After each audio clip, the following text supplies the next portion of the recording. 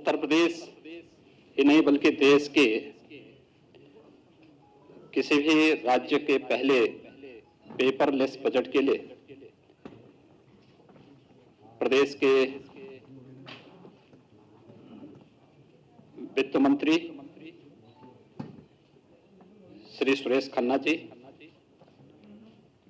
और उनकी पूरी टीम का मैं हृदय से अभिनंदन करता हूं। मुझे प्रसन्नता है कि आज से हमारी कैबिनेट भी ई कैबिनेट हो गई है। आज प्रातःकालीन सत्र में हमारा बजट पूर्व जो कैबिनेट की बैठक आयोजित हुई थी वह भी ई कैबिनेट थी और ई कैबिनेट के साथ ही आज आपने पेपरलेस बजट को पहली बार देखा है। मैं इसके लिए उन्हें बधाई देता हूं और आप सबको भी आपने इसका आनंद लिया होगा, इसके लिए भी आप सबको मैं बधाई देता हूं। मित्रों, एक लोक कल्याणकारी, विकासोन्मुख, सर्वसमावेशी बजट के लिए मैं वित्त मंत्री, वित्त राज्य मंत्री श्री संदीप सिंह, प्रदेश के अपर मुख्य सचिव वित्त और वित्तायुक्त श्रीमती राधा एस चौहान तथा वित्त विभाग की उनकी पूरी टीम को हृदय से बधाई देता हूं। यह बजट सबका साथ, सबका विकास तथा सबके विश्वास की उत्कृष्ट लोकतांत्रिक भावना से परिपूर्ण प्रदेश के तीव्र धारणीय एवं सर्वसमावेशी विकास के लिए मील का पत्थर साबित होगा। वैश्विक महामारी कोरोना के मध्य देश के सबसे बड़े राज्य के लिए यह बजट एक नई आशा, एक नई ऊर्जा और उत्तर प्रदेश की नई संभावनाओं को उड़ान देने का एक माध्यम बनेगा। खासतौर पर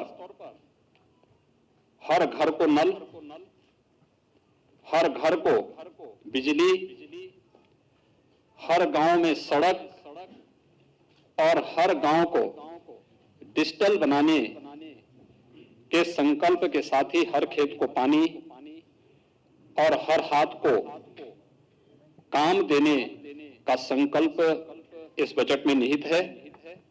यह बजट प्रदेश के गांव, गरीब, किसान, नौजवान, महिलाएं और समाज के प्रत्येक तबके का प्रतिनिधित्व करने वाला यह बजट है। आत्मनिर्भर उत्तर प्रदेश की भावना के अनुरूप यह बजट है। इसमें रोजगार की व्यवस्था, सभी वर्गों के उत्थान का इरादा, वंचितों, शोषितों एवं युवाओं के सुंदर भविष्य की रूपरेखा और उत्तर प्रदेश के नव निर्माण की संरचना भी इस बजट में निहित है। मैं इस शानदार बजट के लिए वित्त मंत्री जी को और अपर मुख्य सचिव वित्त और वित्तायुक्त जी को हृदय से बधाई देता हूं। प्रदेशवासियों को इतने शानदार बजट के लिए अपनी शुभकामनाएं भी देता हूं। बजट से जुड़ी हुई जो कुछ महत्वपूर्ण बातें हैं उनमें हम सब जानते हैं कि बजट का आकार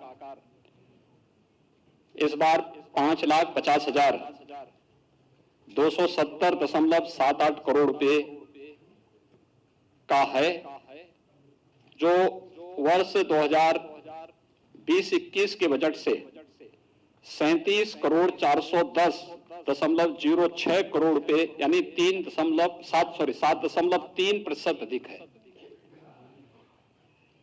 अगर आप देखेंगे कि कोविड-19 के दौरान भी वित्तीय अनुशासन को बनाए रखते हुए प्रदेश के इंफ्रास्ट्रक्चर के डेवलपमेंट के साथ साथ लोक कल्याण की भावनाओं के साथ प्रत्येक तबके के हितों को इसके अंदर समाहित करते हुए महत्वपूर्ण कार्यक्रम कदम उठाए गए हैं। और उसके तहत हम सब जानते हैं कि विगत वर्ष कोविड-19 के दौरान जिस प्रकार की स्थितियां थी, उन स्थितियों में हम इस बारे में अच्छी तरह जानते हैं कि प्रदेश ही नहीं, देश ही नहीं बल्कि पूरी दुनिया न केवल आम जनजीवन कोविड-19 के कारण प्रभावित हुआ था, बल्कि अर्थव्यवस्था को सबसे अधिक मार झेलनी पड़ी थी। उस दौरान भी जिस प्रकार का कार्य, उस दौरान भी प्रदेश ने जिस संकल्प शक्ति के साथ आगे बढ़कर के कार्य किया, आदरणीय प्रधानमंत्री जी के मार्गदर्शन में, हम जानते हैं कि हमारे राजस्व की प्राप्तियों में जो हमारे लक्ष्य थे, उस लक्ष्य के अनुरूप उन प्राप्तियों को प्राप्त करने में हमें कुछ कठिनाई हुई।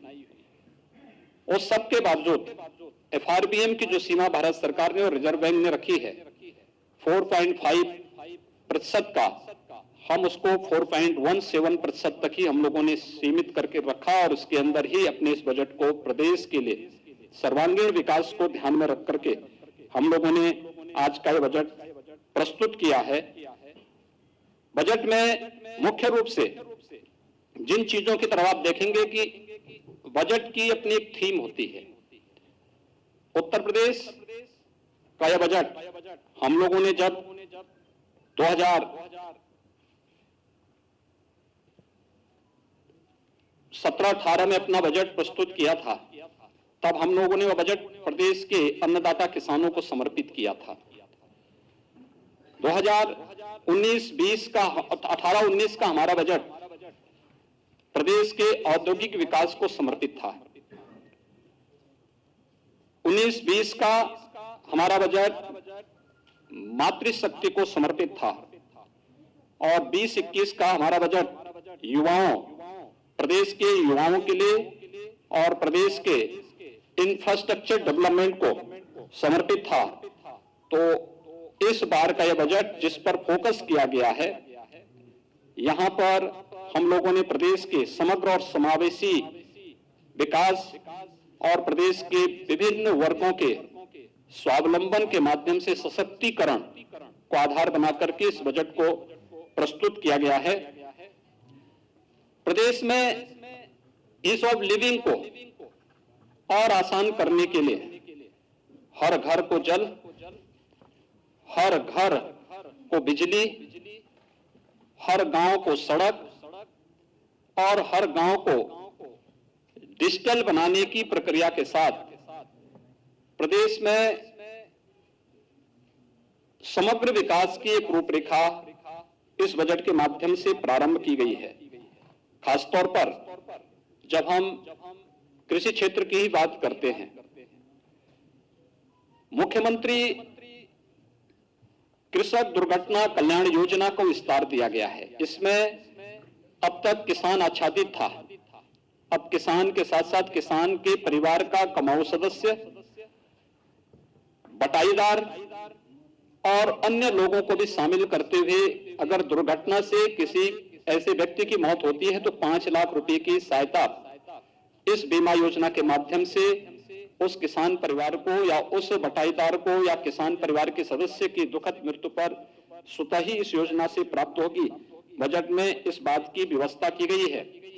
साथ ही साथ जो किसान परिवार आयुष्मान भारत से स्वास्थ्य बीमा से कवर नहीं प्राप्त किए हैं, उन्हें मुख्यमंत्री जन आरोग्य योजना के अंतर्गत 5 लाख रुपए की भी निःशुल्क स्वास्थ्य बीमा का भी कवर देने का प्रावधान हम लोगों ने इस बजट में इस बार किया है। मित्रों, महिलाओं की दृष्टि से एक कुछ नई योजनाएं प्रारंभ की गई हैं। आप सब जानते हैं मुख्यमंत्री कन्या सुमंगला योजना को व्यापक आयाम मिला है। इससे पहले मुख्यमंत्री सामूहिक विवाह की योजना बड़ी लोकप्रिय हुई है, जिसमें 1.25 लाख से अधिक बालिकाओं की शादी विवाह के कार्यक्रम इस योजना के माध्यम से आगे बढ़े हैं। हमने इसकी राशि को 31,000 से बढ़ाकर 35,000 से बढ़ाकर के 51,000 रुपये भी विगत वर्ष किया था। इस वर्ष मुख्यमंत्री सक्षम सुपोषण योजना, एक नई योजना उन क्षेत्रों के लिए, उन लोगों के लिए लाई जा रही है। 6 महीने से लेकर 5 साल तक किसी भी बच्चे के लिए जो कुपोषित है, उस बच्चे को सुपोषित करने के लिए, या जो बालिकाएं स्कूल नहीं जा पाती हैं, 11 से 14 साल तक की उन बालिकाओं के लिए जो एनीमिया से पीड़ित हैं, उनके लिए भी इस बजट में एक प्रावधान किया गया है। दूसरा, एक बहुत अच्छी योजना महिला सशक्तिकरण की दिशा में प्रारंभ की जा रही है और यह है महिला सामर्थ्य योजना। यह महिला सामर्थ्य योजना हम लोगों ने वर्ष 2019 में झांसी बुंदेलखंड में बलेनी मिल्क प्रोड्यूसर का वहां पे प्रारंभ किया था भारत सरकार के सहयोग से। अब आश्चर्य करेंगे, एक वर्ष में इस योजना के साथ जुड़ी हुई महिलाओं ने 46 करोड़ रुपए का इनका टर्नओवर था और 2 करोड़ का नेट प्रॉफिट इस महिला स्वयंसेवी समूह को वहां पे प्राप्त हुआ था। ऐसे नए स्वयंसेवी समूह और इनके माध्यम से दुग्ध क्षेत्र में एक नई क्रांति लाने के लिए प्रदेश ने महिला सामर्थ्य योजना प्रदेश के अंदर प्रस्तावित की है और इस योजना के अंतर्गत हम लोग यहां पर प्रदेश के अंदर इसके लिए भी 200 करोड़ रुपए की व्यवस्था प्रारंभ की गई है। इसके अलावा प्रदेश के अंदर हम लोगों ने अन्य तमाम योजनाओं के साथ ही युवाओं के लिए, आप सब जानते हैं कि अभी हाल ही में हम लोगों ने प्रदेश के अंदर तमाम एक नई योजना युवाओं के लिए समर्पित की है और वह योजना है मुख्यमंत्री अभ्युदय योजना। प्रदेश के युवाओं को प्रतियोगी परीक्षाओं की तैयारी के लिए हम लोगों ने फिजिकल और वर्चुअल 2 प्रकार की सुविधा के लिए अभी तक 18 कमिश्नरी हेडक्वार्टर पे व्यवस्था प्रारंभ की है, जो हमारी बसंत पंचमी से क्लासेस फिजिकली वर्चुअली प्रारंभ भी हो चुकी है और उसके बहुत अच्छे परिणाम सामने आए हैं। लगभग 10 लाख लोग अब तक उससे जुड़ रहे हैं, वर्चुअली जुड़ रहे हैं। फिजिकली अभी ये संख्या, चूंकि स्थान और उसके लिए इंफ्रास्ट्रक्चर की स्थिति को देखते हुए इसमें हम लोग उसको क्रिएट कर रहे हैं, लेकिन फिर भी ये योजना प्रदेश के अंदर लोकप्रिय हुई है और अन्य राज्यों में भी इसकी डिमांड हुई है। हम लोगों ने एक व्यवस्था इसके साथ जोड़ी है।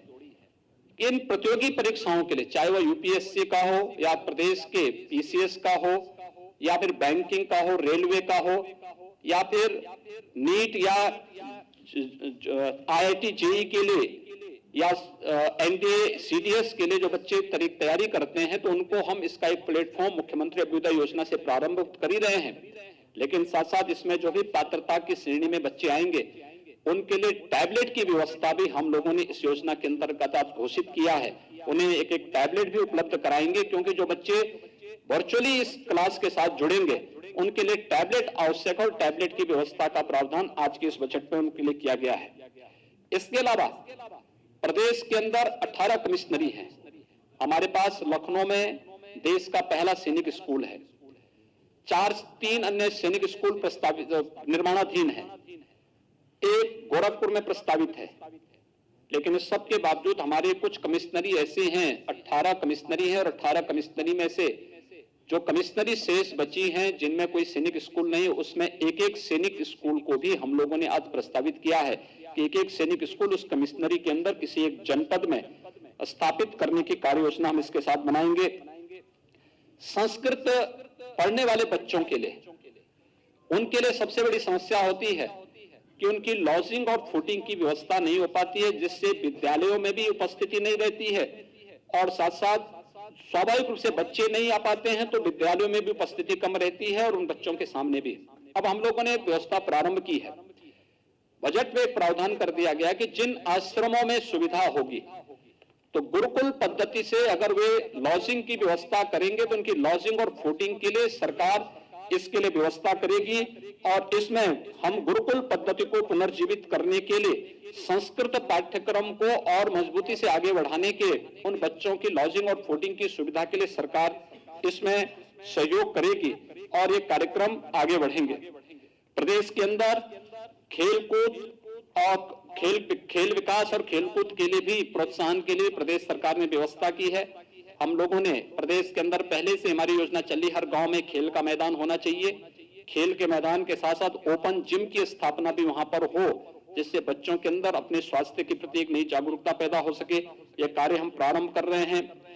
पीआरडी के भी सशक्तिकरण करने की दिशा में भी एक कार्यक्रम बनाए जा रहे हैं और प्रदेश के अंदर एक व्यवस्था कि जिस कमिश्नरी में कोई राज्य विश्वविद्यालय हमारा अभी नहीं है, 3 राज्य विश्वविद्यालय हमारे वर्तमान में प्रस्तावित हैं, एक सहारनपुर में, दूसरा अलीगढ़ में, तीसरा आजमगढ़ में। इसके अलावा जिस कमिश्नरी में कोई राज्य विश्वविद्यालय नहीं होगा, वहां पर हम एक नए राज्य विश्वविद्यालय की स्थापना वहां पर हम लोग करेंगे। इस दिशा से एक बड़ा कार्यक्रम, इस बड़ी घोषणा भी इस बजट में की गई है। इसके साथ ही प्रदेश के अंदर हमारे 69 जनपद ऐसे हैं जिन 69 जनपदों में कोई ना कोई हमारा मेडिकल कॉलेज है, गवर्नमेंट का हो या प्राइवेट क्षेत्र का मेडिकल कॉलेज वहां पर है और बेहतरीन स्वास्थ्य की सुविधा वहां पर उपलब्ध होती है। जिन क्षेत्रों में कोई मेडिकल संस्थान है, मेडिकल कॉलेज नहीं, जिन जनपदों में ऐसे 16 जनपद हैं, उन 16 जनपदों में भी पीपीपी मोड में हम लोग नए मेडिकल कॉलेज स्थापना के लिए सहयोग करेंगे। इसकी पॉलिसी हमारी तैयार हो चुकी है और बजट में इसकी घोषणा कर दी गई है। ये प्रदेश के अंदर हेल्थ इंफ्रास्ट्रक्चर की स्ट्रेंथनिंग के लिए एक बहुत बड़ी घोषणा है और ये प्रदेश की स्वास्थ्य सुविधाओं को और बेहतर बनाने में इससे काफी मदद मिलेगी। प्रदेश के अंदर हम लोगों ने कोरोना कालखंड में इस बात को देखा होगा कि प्रदेश के अंदर संगठित और असंगठित क्षेत्र के श्रमिकों के सामने किस प्रकार की समस्याएं खड़ी होती हैं। कोरोना जैसी महामारी के दौरान सारी व्यवस्था अस्त व्यस्त सी हो गई और बड़े पैमाने पर लोगों ने पलायन का रास्ता अपनाना प्रारंभ किया था। उस समय हम लोगों ने फ्री में राशन, भरण पोषण भत्ता और उनके आवागमन की व्यवस्था को सुनिश्चित करने का कार्य किया था। इस बार हम लोगों ने व्यवस्था की है कि संगठित और असंगठित क्षेत्र के मजदूरों को हम श्रम विभाग की योजनाओं से उन्हें आच्छादित करते हैं, जिनके लिए हम लोगों ने विगत वर्ष 18 अटल आवासीय विद्यालय उनके बच्चों के लिए प्रारंभ करने की कार्रवाई प्रारंभ की है। वर्तमान में उनकी भी कार्रवाई तेजी से चल रही है, जिसमें हम उन सभी बच्चों को जिनके रजिस्टर्ड श्रमिक हैं उनके बच्चों को ला करके 6 से 12वीं तक की और आवश्यकता पड़ेगी उससे आगे की भी व्यवस्था हम करेंगे। ढेर सारी योजनाएं उनके लिए हम पहले से चला रहे हैं। श्रम विभाग के द्वारा ही उन्हें हम न केवल उन लोगों को वहां पे हम लोगों ने पहले से ही स्वास्थ्य बीमा की बल्कि सामाजिक सुरक्षा की गारंटी भी वहां पर उपलब्ध कराई है। पहली बार असंगठित क्षेत्र के उन मजदूरों के लिए जिनकी संख्या अगर अकेले प्रदेश के अंदर ही हम देखेंगे लगभग 1 करोड़ से अधिक है। 40 लाख प्रवासी कामगार और श्रमिक तो केवल प्रदेश में ही आए थे कोरोना कालखंड में। इसके अलावा एग्रीकल्चर के क्षेत्र में काम करने वाले, ठेला खोमचा रेहड़ी लगाने वाले, पल्लेदार, कुली, ये जितने भी हैं ये असंगठित क्षेत्र के वे लोग हैं जिनका कोई पुरसा हल नहीं। प्रदेश सरकार ने एक व्यवस्था की है कि असंगठित क्षेत्र के हर व्यक्ति को हम लोग उनका रजिस्ट्रेशन की कार्रवाई करने जा रहे हैं और उन सभी को 2 लाख रुपए की सामाजिक सुरक्षा की गारंटी प्रदेश सरकार उन्हें उपलब्ध कराएगी। और साथ साथ प्रदेश के अंदर हम लोग असंगठित क्षेत्र के प्रत्येक व्यक्ति को जो असंगठित क्षेत्र का मजदूर है उसे 5 लाख रुपए की स्वास्थ्य बीमा की भी कवर मुख्यमंत्री जन आरोग्य योजना के अंतर्गत हम उन्हें देने जा रहे हैं। ये बड़ी योजनाएं इस क्षेत्र में उन लोगों के लिए उपलब्ध कराई जा रही हैं जो लोग अब तक इन सभी योजनाओं से वंचित थे और एक प्रकार से अव्यवस्थित से और खानाबदोश से उनके जीवन से था, उसको व्यवस्थित बनाने के लिए लगभग 1 करोड़ से अधिक असंगठित क्षेत्र के लोग और 1 करोड़ से अधिक संगठित क्षेत्र से जुड़े हुए मजदूर इससे लाभान्वित होंगे। किसानों के हित के लिए एक नई घोषणा भी आज इस बजट में की गई है और वह है निराश्रित गौआश्रय स्थलों के लिए। आप सब जानते हैं कि लगभग प्रदेश के अंदर अब तक हम लोग प्रदेश के अंदर 5.5 लाख से अधिक गौवंश हमारे पास सरकार के द्वारा संचालित निराश्रित गौ आश्रय स्थलों में उनकी व्यवस्था और उनकी सुरक्षा की जा रही है, उनके खान पान की व्यवस्था, उनके रखने की व्यवस्था की गई है। लेकिन हमने इसके साथ ही एक व्यवस्था और की थी जिसमें मुख्यमंत्री निराश्रित बेसहारा गोवंश सहभागिता योजना थी।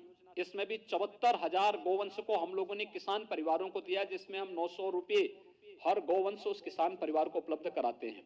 लेकिन सरकार ने तय किया है हर न्याय पंचायत स्तर पर भी एक निराश्रित गौ आश्रय स्थल होना चाहिए, और इस बार बजट में निराश्रित गौ आश्रय स्थलों की व्यवस्था के लिए भी धनराशि की व्यवस्था की गई है, जिसको हम स्थानीय एनजीओ के माध्यम से उसको संचालित करने का कार्य करवाएंगे। इंफ्रास्ट्रक्चर और वहां की जो लैंड होगी ये सरकार की होगी, और एनजीओ की साथ मदद से हम इसको संचालित करने का कार्य करेंगे।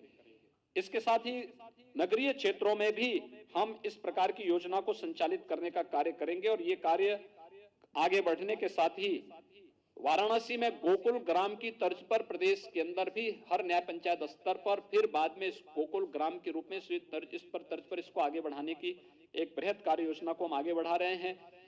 और निराश्रित गोवंश की नस्ल सुधार की दिशा में भी एक नई कार्य योजना की घोषणा आज यहाँ पर की गई है।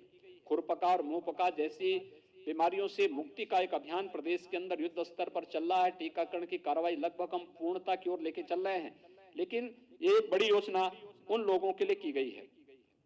प्रदेश के अंदर व्यापारियों के लिए भी जो 5 लाख रुपए की व्यापारी कल्याण की योजना थी, अधिक से अधिक रजिस्ट्रेशन हो, और भले जीएसटी देता हो या न देता हो ये बात का विषय है, लेकिन रजिस्ट्रेशन के साथ साथ उन लोगों का रिटर्न भरने की ट्रेनिंग देने, और 10 लाख रुपए तक की कोई दुर्घटना उनके साथ होती है, उस व्यापारी के साथ कोई कैजुअलिटी होती तो उसके परिवार को 10 लाख रुपए की एक कवर प्रदेश ने इसमें उपलब्ध करवाने के कार्य किया, और प्रदेश ने इसमें काफी बड़ा कार्य इस दिशा में प्रारंभ किया है। यह एक बड़ा कार्य प्रदेश के अंदर आगे बढ़ाने के लिए किया जा रहा है। प्रदेश के अंदर उन क्षेत्रों में जो दूर दराज के क्षेत्र हैं वहां पे टेलीमेडिसिन के लिए और टेली कंसल्टेशन के लिए भी पर्याप्त व्यवस्था बजट में इस बार की गई है, और इस व्यवस्था के माध्यम से हम लोग काफी बड़े स्तर पर प्रत्येक नागरिक तक बेहतर स्वास्थ्य की सुविधा उपलब्ध कराने में हमें मदद मिलेगी। कुछ नई चीजें जो वास्तव में यहां पर उपलब्ध हो सकती हैं, लखनऊ में हम लोगों ने एक एनआईवी पुणे की तर्ज पर national institute of virology Pune, जो भारत सरकार का संस्थान है और किसी भी प्रकार के वायरस के समय से पहचान करने और फिर उस वायरस के खिलाफ उस प्रकार के वैक्सीन को विकसित करने की दिशा में कार्य किया जा सके, इसके लिए एक उस प्रकार का संस्थान प्रदेश सरकार ने अपने स्तर पर यहां पर बनाने की एक कार्य योजना को बजट में दिया है, जिसमें केजीएमयू, सीडीआरआई, एकेटीयू मिलकर के उस प्रकार का एक संस्थान लखनऊ में बनाएंगे, जिससे आने वाले समय में कोविड-19 जैसा कोई अगर वायरस प्रदेश में किसी भी प्रकार का या उत्तर भारत में कहीं भी उसका अटैक होता है तो समय से हम उसकी पहचान कर सकेंगे और उस दिशा से फिर वैक्सीन के निर्माण में भी ये सहायक हो सकेगा। इसके लिए एक बड़ा कार्य यहाँ पर प्रारंभ किया जा रहा है। इसके साथ ही प्रदेश के अंदर हम लोगों ने प्रदेश के अंदर चाहे वह या पूर्व प्रधानमंत्री श्रद्धेय अटल बिहारी वाजपेयी जी के नाम पर चिकित्सा विश्वविद्यालय की स्थापना को हो, या प्रदेश के आयुष विश्वविद्यालय का है, प्रदेश के अंदर एक नए हम लोगों ने यहाँ पे विधि विश्वविद्यालय का लॉ यूनिवर्सिटी प्रयागराज में बनाने की कार्रवाई को भी हम लोगों ने इस बजट का हिस्सा बनाया है। तो साथ ही साथ केजीएमयू में institute of virology and infectious disease के साथ ही एक एसजीपीसीआई के लिए भी एक डायबिटीज रेटिनोपैथी की एक नई घोषणा इस बजट में की गई है, जो स्वास्थ्य क्षेत्र में एक उच्च स्तरीय बेहतरीन सुविधा यहां पर उपलब्ध कराने की दिशा में एक नया कार्य यहां पर उपलब्ध कराने में काफी मदद करेगा। मित्रों, जल जीवन मिशन, हर घर नल पहुंचाने की योजना। जल जीवन मिशन प्रारंभ होने के समय उत्तर प्रदेश का आच्छादन 2% से कम था, और आज इसको हम तेजी से आगे बढ़ा रहे हैं, और इसलिए व्यापक कार्य योजना। हमारा यह मानना है कि अगर व्यक्ति को शुद्ध पेयजल उपलब्ध हो जाए तो आधी से अधिक बीमारी उसकी दूर हो जाती है।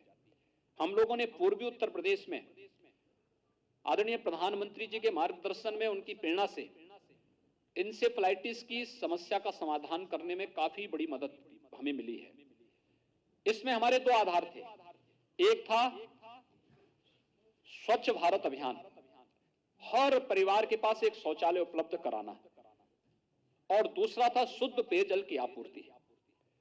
38 जनपदों में प्रतिवर्ष 1200 से 1500 जिन बच्चों की मौत होती थी, 1 से 15 वर्ष तक के बच्चों की लगभग 1200 से 1500 मौतें प्रतिवर्ष होती थी। पिछले 4 वर्ष के दौरान अंतर विभागीय समन्वय के माध्यम से हम लोगों ने एक जो प्रयास प्रारंभ किया, उसका परिणाम है बीमारी में 75% नियंत्रण करने और मौत पर 95% तक नियंत्रण करने में हमें सफलता प्राप्त हुई है। एक बड़ी सफलता इसमें प्राप्त हुई है, और अब उसी दिशा में नए प्रयास प्रारंभ करने के लिए हर घर नल की इस योजना को भी हम, जिससे प्रदेश के अंदर बुंदेलखंड का क्षेत्र हो, बिंद का क्षेत्र हो, आर्सेनिक, फ्लोराइड या खारा पानी की समस्या से जो क्षेत्र जूझ रहे हैं या जहां पे अन्य समस्याएं हैं, उन सभी को ग्रामीण और शहरी दोनों के लिए लगभग 17,000 करोड़ रुपए की बड़ी व्यवस्था बजट में की गई है, जिससे हर एक व्यक्ति को शुद्ध पेयजल की आपूर्ति हम कर सकेंगे। और केवल योजना लागू ही नहीं होना, बल्कि इस योजना को सस्टेनेबल बनाने के लिए जो इस योजना के साथ जुड़ेगा उसको 10 वर्षों तक उस योजना की देखभाल करने की भी जिम्मेदारी लेनी है। ये इसके साथ जोड़ा जा रहा है, इसलिए एक बड़ा कार्य इसमें ग्रामीण और शहरी क्षेत्रों के साथ इसको जोड़ने का प्रयास प्रारंभ किया गया है। प्रदेश में नगरीय क्षेत्रों का दायरा बढ़ा है। पहले हमारे पास कुल 653 नगर निकाय थे, आज ये बढ़ करके इनकी संख्या लगभग 734 के आसपास इनकी संख्या पहुंच रही है। एक बड़ी संख्या इनकी बढ़ रही है, तो शहरी क्षेत्रों में भी नागरिकों के जीवन स्तर में सुधार करने के लिए 10 स्मार्ट सिटी भारत सरकार ने घोषित की थी, राज्य सरकार के साथ मिलकर के।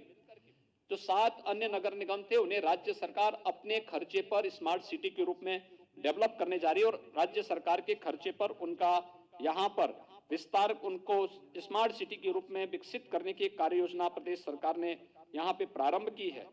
इसके साथ ही 60 शहर हमारे ऐसे हैं जो अमृत योजना से आच्छादित हैं। वहां पे पेयजल के साथ साथ सेवर आदि की व्यवस्था के बढ़ाने के साथ ही ग्रामीण और शहरी क्षेत्रों में आवास की सुविधा उपलब्ध कराने और शेष अन्य लोगों के लिए एफोर्डेबल हाउसिंग की स्कीम, जिनके पास अपने स्वयं की लैंड नहीं लेकिन वे शासन की आवासीय सुविधा से लाभान्वित हो सकेंगे, एफोर्डेबल हाउसिंग की स्कीम के साथ हम लोगों ने इस कार्यक्रम को आगे बढ़ाने का कार्य किया है। और ये बहुत अच्छे ढंग से प्रदेश के अंदर ये चीजें आगे चल रही हैं। प्रदेश के अंदर हम लोगों ने औद्योगिक विकास के क्षेत्र में ईज ऑफ डूइंग बिजनेस में उत्तर प्रदेश की रैंकिंग में जो सुधार हुआ है, देश ने भी दुनिया ने भी उसको सराहा है। 2016 में उत्तर प्रदेश 14वें स्थान पे था, 2017 में उत्तर प्रदेश 12वें स्थान पर आया, और आज उत्तर प्रदेश दूसरे स्थान पर है। ये प्रदेश ने जो रिफॉर्म किए हैं, हम लोगों ने हर एक फील्ड में काफी सुधार किए हैं, जिससे देश के अंदर सबसे अच्छे गंतव्य के रूप में प्रदेश बना है। इस दौरान आपने देखा होगा, देश कोरोना कालखंड के दौरान जब हर जगह अव्यवस्था थी, लोग अपने को नहीं संभाल पा रहे थे, तब हम कोरोना प्रबंधन की बेहतरीन उदाहरण भी प्रस्तुत कर रहे थे इतने बड़े प्रदेश में। लेकिन साथ साथ हम लोगों ने प्रदेश के अंदर बहुत सारे ऐसे उदाहरण भी प्रस्तुत किए जिसमें देश का पहला डिस्प्ले यूनिट उत्तर प्रदेश में आया है, और यह चीन से आया है। ये निवेश चीन से उत्तर प्रदेश में आया, जिसमें लगभग 5,000 करोड़ रुपए का निवेश होने जा रहा है। प्रदेश में डाटा सेंटर पार्क की स्थापना के लिए 6,000 करोड़ रुपए की ये कार्य योजना क्रियाशील हो चुकी, यानी इसमें कार्य प्रारंभ हो चुका है। प्रदेश के अंदर ऐसे ही अभी आइका का एक 5,500 करोड़ रुपए के नए निवेश को लेकर के भी, जो जिनका सर्विस सेक्टर में बहुत बड़ा रोल है, उन पर उनके द्वारा यहाँ पर एक नए निवेश को यहाँ पे प्रारंभ किया गया है। ये इसलिए संभव हो पाया है क्योंकि हम लोगों ने इस फील्ड में जो कार्य किए हैं उसके माध्यम से इसमें काफी इससे संभावनाएं इससे आगे बढ़ी हैं। प्रदेश के अंदर हम लोगों ने निवेश की संभावनाओं को आगे बढ़ाने के लिए सुरक्षा का एक माहौल दिया है। अपराध की प्रकृति समय के अनुरूप बदली है, और प्रदेश सरकार ने इस चीज को सुनिश्चित किया है, बजट में हमने इसका प्रावधान किया है कि प्रदेश का पहला फॉरेंसिक एक इंस्टीट्यूट यहां पे हम लोग लखनऊ में स्थापित करने जा रहे हैं। इसके साथ ही यहाँ पे एक सेंटर ऑफ एक्सीलेंस भारत सरकार की मदद से हम लोग यहाँ पर लखनऊ में ही स्थापित करने जा रहे हैं। प्रदेश के सभी रेंज स्तर पर 18 रेंज है पुलिस के, 18 रेंज स्तर पर 18 फॉरेंसिक लैब जो लेवल 2 और लेवल 3 की हैं, इन्हें वहां पर स्थापित करने के लिए भी हम लोगों ने बजट का प्रावधान किया। तेजी से इस पे कार्य चल रहा है। प्रदेश में 2016 तक 16-17 तक केवल एक साइबर थाना था। आज हम लोग हर जनपद में साइबर थाना स्थापित करने की कार्रवाई को युद्ध स्तर पर आगे बढ़ा चुके हैं। ये प्रदेश को नए यानी समय के अनुरूप हम लोग प्रदेश के अंदर अपराध और अपराधियों पर अंकुश कसने के लिए उस प्रकार की प्रभावी कार्रवाई कर सकेंगे, ये हम लोगों ने यहाँ व्यवस्था की है। प्रदेश के अंदर सूक्ष्म लघु मध्यम उद्यम प्रदेश में रोजगार सृजन का एक बहुत सशक्त माध्यम है और इस सशक्त माध्यम का उपयोग भी प्रदेश ने किया है और बजट में इसका प्रावधान किया है कि प्रदेश में एक तो बंद पड़ी जो हमारी कताई और स्पिनिंग मिली थी, इनको हम फिर से पीपीपी मोड में चलाने और अन्य तरीके से इनके लिए हम लोगों ने एक कार्य योजना के लिए बजट में इसका प्रावधान किया है। प्रदेश साथ ही साथ प्रदेश के अंदर हम लोगों ने ओडीओपी की योजना को, जो देश के अंदर एक लोकप्रिय योजना बनी है, इस योजना को प्रोत्साहित करने के लिए भी हम लोगों ने बजट में इसका प्रावधान किया है। और साथ साथ प्रदेश के अंदर एमएसएमई सेक्टर में उद्योग लगाने के लिए 1000 दिनों तक आपको किसी भी प्रकार की कोई भी लाइसेंस की आवश्यकता नहीं पड़ेगी। आप जाइए, अपना यूनिट लगाइए और 1000 दिन के अंदर बाकी औपचारिकताओं को आप पूर्ण करिए। ऐसा नहीं कि लाइसेंस के अभाव में या एनओसी के अभाव में आप अपना कार्य नहीं कर पा रहे हैं। एमएसएमई को इससे हमने मुक्त करते हुए और उसमें अन्य जो रिफॉर्म करने थे, ये भी रिफॉर्म करने वाला उत्तर प्रदेश पहला राज्य है और उस दिशा में तेजी से विकास करने के साथ ही प्रदेश में जो भी इस क्षेत्र में युवा कार्य करना चाहते हैं, ऐसे युवाओं के लिए मुख्यमंत्री युवा रोजगार योजना के अंतर्गत भी धन की व्यवस्था हम लोगों ने बजट में प्रावधानित की है।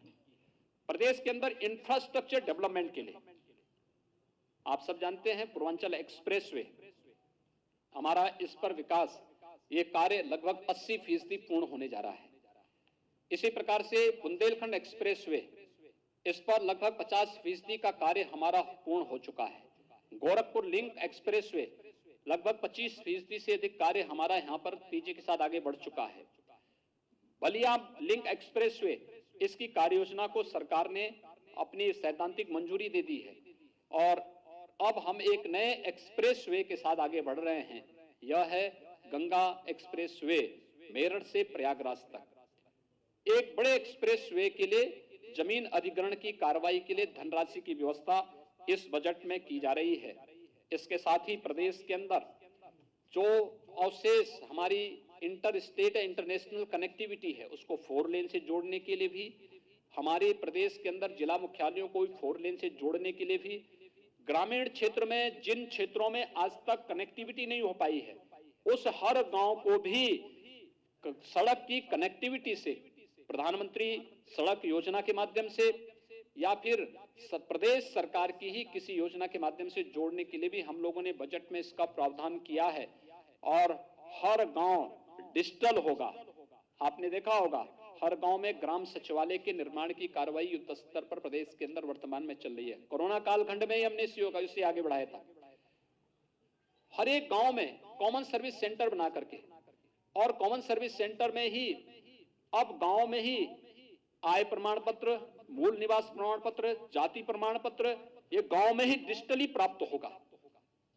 इसके साथ ही हर गांव में एक बैंकिंग कॉरेस्पॉन्डेंट सखी, गांव की हर एक महिला को गांव में ही रोजगार मिलेगा और अब बैंकिंग कॉरेस्पॉन्डेंट सखी के रूप में ही गांव में अपनी सेवा दे पाएगी। लोगों को बैंकों तक जाने और बैंकों के सामान्य कामकाज को और समय को बचत करने में एक बहुत निर्णायक भूमिका, क्रांतिकारी निर्णय इस क्षेत्र में एक तो लिया गया है। दूसरा, हर गांव में एक सामुदायिक शौचालय में भी गांव की एक महिला को रोजगार देने के लिए भी कार्य युद्ध स्तर पर प्रारंभ हुआ है। यानी रोजगार सृजन की दिशा में एक बड़ा कार्य इस क्षेत्र में हुआ है। लेकिन साथ ही हम लोगों ने एयर कनेक्टिविटी को भी बेहतर किया है। आप सब जानते हैं एयर कनेक्टिविटी में अयोध्या में हमारा जो एयरपोर्ट है, इंटरनेशनल एयरपोर्ट के रूप में इसे हम डेवलप करने जा रहे हैं और यहाँ की कनेक्टिविटी को बेहतर, यहाँ पर हम लोगों ने एयरपोर्ट के निर्माण की कार्रवाई को युद्ध स्तर पर हमारा एक कार्य चल रहा है।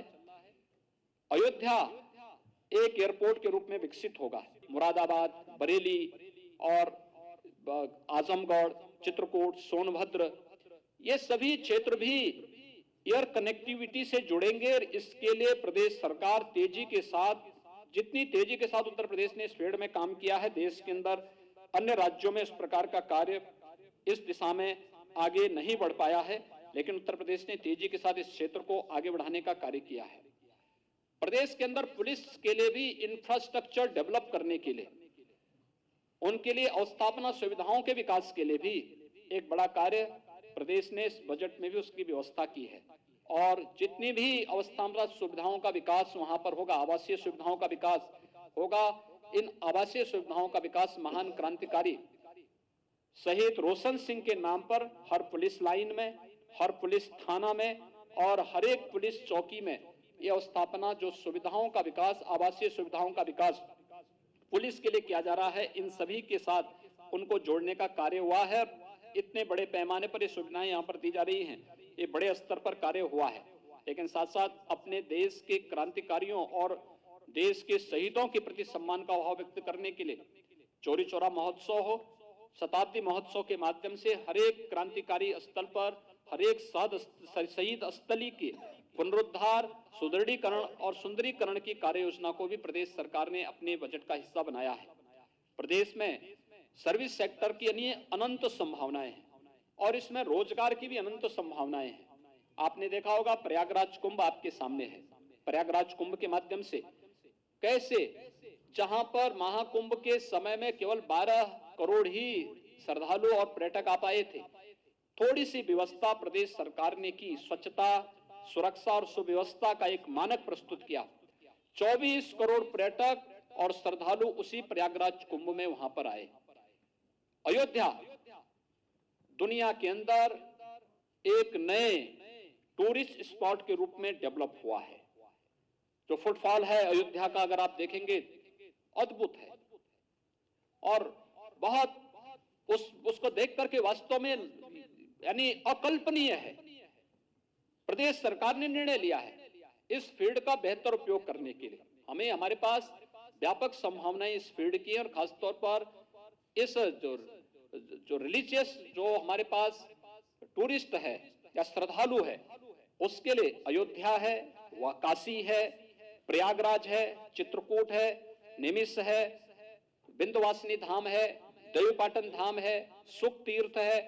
इन सभी के समग्र विकास के साथ, यानी यहाँ पे जनता को बुनियादी सुविधाएं मिल सके और यहाँ पे आस्था का भी सम्मान हो सके, इसके विकास की एक कार्य योजना तो हमने ली है। मुख्यमंत्री पर्यटन संवर्धन योजना के अंतर्गत भी हमने पर्याप्त धनराशि की व्यवस्था की है कि प्रदेश के अंदर इको टूरिज्म की जो संभावनाएं, हेरिटेज टूरिज्म के लिए जितनी संभावनाएं हैं, इन सभी को हम आगे बढ़ा सकें। चाहे वह आपने देखा होगा एक दीपोत्सव के कार्यक्रम ने या एक रंगोत्सव के कार्यक्रम ने बरसाना और वृंदावन को किस रूप में एक नई ऊंचाइयों तक पहुंचाया है। देव दीपावली ने काशी के देव दीपावली को कैसे दुनिया के अंदर एक नए इवेंट के रूप में प्रस्तुत किया है। ये सारी चीजें हम इसके साथ जोड़ने जा रहे हैं। हम लोगों ने प्रदेश के अंदर इस पूरे बजट में अनुसूचित जाति के लिए भी, जनजाति के लिए भी, पिछड़ी जाति के लिए भी पर्याप्त धनराशि व्यवस्था, उनके पुनरुद्धार और उनके कल्याण के लिए शासन की योजनाओं को उन तक पहुंचाने के लिए पर्याप्त धनराशि की व्यवस्था की है। लेकिन साथ ही साथ लखनऊ में एक जनजातीय संग्रहालय की स्थापना हो सके, इसके लिए भी सरकार ने व्यवस्था इस बजट में, यहाँ पर इस बजट में इसका भी प्रावधान किया है। यानी अगर हम कहें कि यह बजट प्रदेश की 24 करोड़ भावनाओं का प्रतिनिधित्व करता हुआ प्रदेश के अंदर हर एक सेक्टर के समग्र विकास को और एक सर्वसमावेशी विकास को ध्यान में रख करके बनाया गया है। मैं एक लोक कल्याणकारी, विकासोन्मुख, सर्वसमावेशी बजट के लिए अपने वित्त मंत्री श्री सुरेश खन्ना जी को, वित्त राज्य मंत्री श्री संदीप सिंह जी को, अपर मुख्य सचिव वित्त एवं वित्त आयुक्त श्रीमती राधा चौहान जी को और वित्त विभाग की पूरी टीम को एक बार फिर से बधाई देता हूं। और एक अच्छे बजट के लिए, जिसमें अधिवक्ताओं के लिए भी, और समाज के प्रत्येक तबके के लिए बेहतर व्यवस्था की गई है। पत्रकारों के लिए तो पहले हम व्यवस्था कर चुके हैं। नहीं, आवासीय सुविधा, मीडिया के लिए तो आवासीय सुविधा की भी और स्वास्थ्य बीमा का हम पहले ही कवर दे चुके हैं। व्यवस्था आगे हो चुका, बढ़ चुका है, बढ़ चुका, हमारे स्तर पर पहले हो चुकी है। बेहतरीन व्यवस्था उसमें की जा रही है, बेहतरीन व्यवस्था होगी। आप सबके सहयोग के लिए एक बार फिर से मैं बहुत बहुत बधाई देता हूं, अपनी शुभकामनाएं देता हूं और विश्वास व्यक्त करता हूं कि बजट प्रदेश के समग्र विकास को और सर्वसमावेशी विकास को एक नई ऊंचाइयों तक पहुंचाएगा। बहुत बहुत धन्यवाद।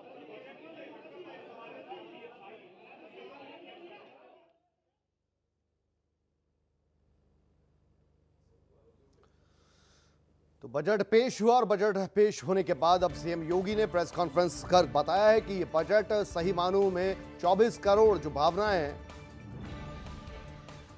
उन पर खरा उतरने की कोशिश, सबका साथ सबका विकास सबका विश्वास वाला ये बजट होगा जो गांव देहात के हर एक गरीब को छुएगा, छात्रों को छुएगा, महिलाओं को छुएगा। शानदार बजट के लिए प्रदेशवासियों को बधाई भी दी है और आने वाले दिनों में विकास कार्य और तेजी से अंजाम दिए जाएंगे। इस बात का विश्वास भी सीएम योगी आदित्यनाथ ने दिया और बजट में भी इस बात की झलक सामने आई। 5.5 लाख करोड़ से ज्यादा का ये बजट, हर गांव को डिजिटल बनाने का बजट है। ये कहना है सीएम योगी आदित्यनाथ का। हर जिले में मेडिकल कॉलेज बनाने का लक्ष्य अपने आप में बहुत बड़ी ये बात। बजट पेश होने के बाद सीएम योगी ने अभी प्रेस कॉन्फ्रेंस कर बजट को, जो पेपरलेस बजट है, उसका अभिनंदन किया है और कहा है कि समग्र भावनाओं को छूने वाला यह बजट है।